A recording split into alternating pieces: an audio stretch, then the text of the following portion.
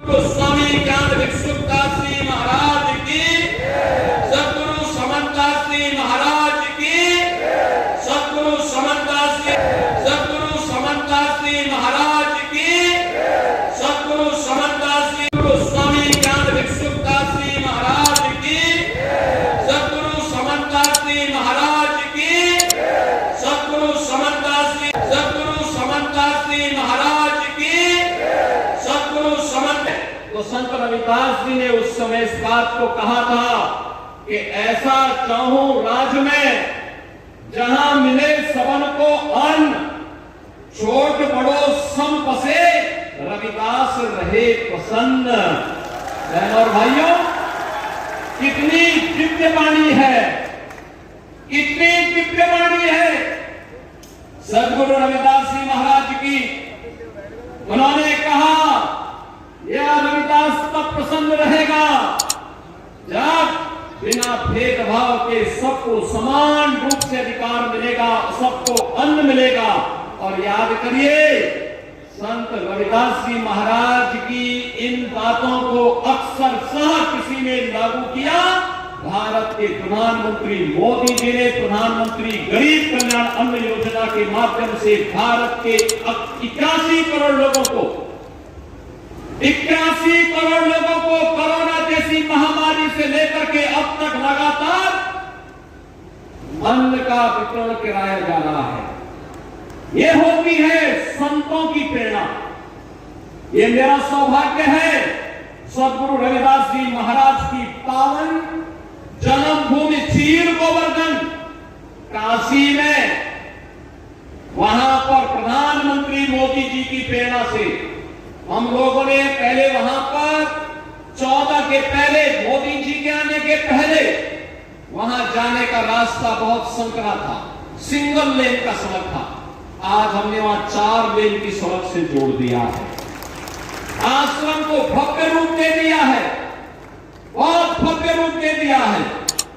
और आश्रम को भव्य रूप देने के साथ साथ सद्गुरु रविदास जी महाराज की भव्य प्रतिमा स्थापना के साथ साथ अन्न क्षेत्र का निर्माण और रविदास जी महाराज के नाम पर सैकड़ों बीघा लैंड जमीन को खरीद करके वहां पर सद्गुरु रविदास जी महाराज का उनके नाम का पार्क और उनकी भव्य प्रतिमा की स्थापना का काम भी वहां पर आज मोदी जी की प्रेरणा से संपन्न हो चुका है। बहनों भाइयों, इन दिव्य संतों ने समाज को एक राह दिखाई और वह राह एकता की राह है, एकता की राह है, समाज को जोड़ने की राह है। वह राह जो कोई किराना और कांधना की घटना नहीं होने देती है, ये वही राह है जो हमें सुरक्षा की गारंटी भी देती है, हमारा संरक्षण की गारंटी भी देती है, हमारे उत्थान का मार्ग भी प्रशस्त करती है और सम और विषम परिस्थितियों में हमें लड़ने की भी प्रेरणा प्रदान करती है। और यही तो कार्य सद्गुरु रविदास जी महाराज की प्रेरणा को आगे बढ़ाने का काम किया है इस सुख तीर्थ में संत स्वामी ज्ञान भिक्षुदास जी महाराज ने। एक दिव्य संत थे, सुखतीर्थ भारत की सनातन धर्म की परंपरा का एक पौराणिक तीर्थ है। आज से नहीं, ये भागवत भूमि है। 5000 वर्ष पहले सुखदेव जी महाराज ने राजा परीक्षित को पहली भागवत की कथा इसी धाम पे सुना करके उन्हें मुक्ति का मार्ग प्रशस्त करने के लिए जीवन में भक्ति का, ज्ञान का और मुक्ति का क्या महत्व हो सकता है, इसकी प्रेरणा इसी पावन धाम में कराया था। याद करिए, मां गंगा भारत की सनातन धर्म की परंपरा की एक अविरल और अचरज धारा है जो सम और विषम परिस्थितियों में हम सबको उद्धार का मार्ग प्रशस्त करती है। हम कैसे मां गंगा को भूल सकते हैं, हम कैसे सुख तीर्थ को भूल सकते हैं। और याद करिए, ये 5000 साल पहले इसी तीर्थ में ये सब घटनाक्रम घटित होता है। दुनिया के अंदर कोई मत, मजहब, संप्रदाय ये तो बताए कि 5000 साल का इतिहास कितने लोगों का है, कितने लोगों का है। ये केवल दावा आप कर सकते हैं, जिसके उत्तराधिकारी आप हैं और जिसके बाद हमारे पूज्य संत जन हैं, जो आज यहाँ पर इस तीर्थ में यहाँ उपस्थित हुए हैं। और बहनों और भाइयों, आज हम यहाँ पे संत स्वामी ज्ञान भिक्षुदास जी महाराज की 65वीं पुण्यतिथि पर यहाँ पर एकत्र हुए हैं। मैं उनकी स्मृतियों को नमन करता हूं, उन्हें विनम्र श्रद्धांजलि अर्पित करता हूं। और यहाँ पर ये जो उत्सव भंडारा, स्मृति भंडारा यहाँ पर आयोजित किया गया है सदगुरु समनदास जी महाराज की स्मृति में, यहाँ पर मुझे स्वामी पूज्य स्वामी गोवर्धन दास जी महाराज कह रहे थे कि लाखों की संख्या में श्रद्धालु यहाँ कल से आए हुए हैं। मैंने कहा मुझे भी इसी बहाने उत्साही युवाओं के साथ संवाद करने मिलने का एक अवसर प्राप्त होगा।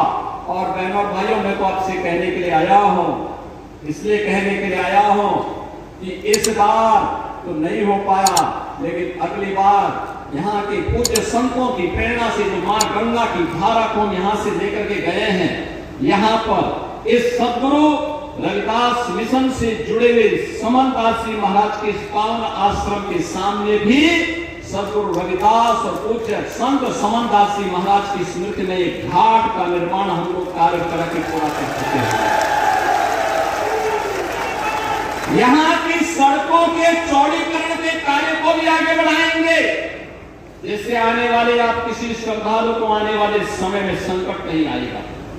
आराम से पार्किंग की व्यवस्था की जाएगी और पार्किंग की व्यवस्था के साथ साथ यहाँ के सुंदरीकरण के कार्य को आगे बढ़ाना, सत्संग सभागार की स्थापना करने का कार्य भी यहाँ पर हम लोग आगे बढ़ाएंगे, जिससे आने वाले समय में आने वाले श्रद्धालु को सम विषम परिस्थितियों में किसी भी प्रकार की समस्या का सामना न करना पड़े।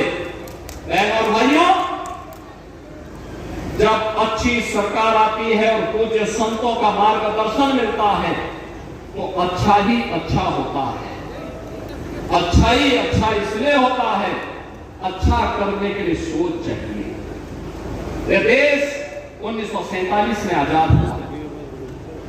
बाबा साहब डॉक्टर भीमराव अंबेडकर जी ने इस देश को एक संविधान दिया, लेकिन आजादी के बाद बाबा साहब भीमराव अंबेडकर को जो सम्मान मिलना चाहिए था, वह सम्मान पिछली सरकारों ने नहीं दिया।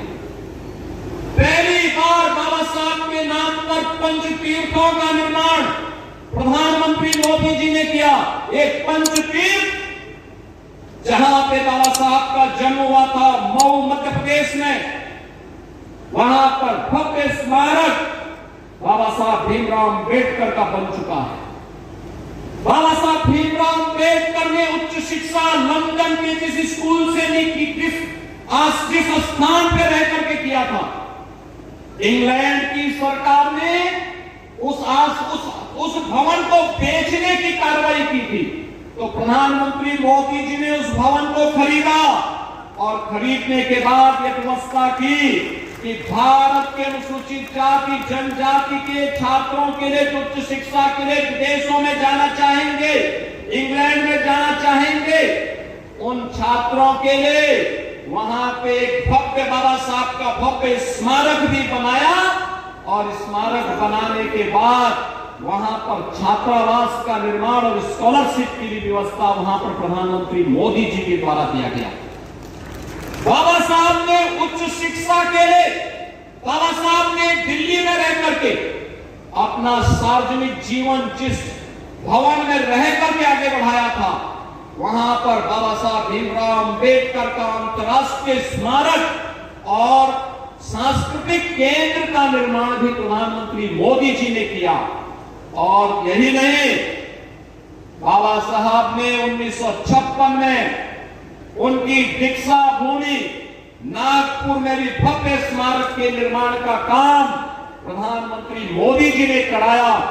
और चैत्य भूमि मुंबई में भी बाबा साहब का भव्य प्रतिमा और विशाल भव्य स्मारक और विशाल प्रतिमा का निर्माण भी प्रधानमंत्री मोदी जी के मार्गदर्शन में स्थापित हो पाया।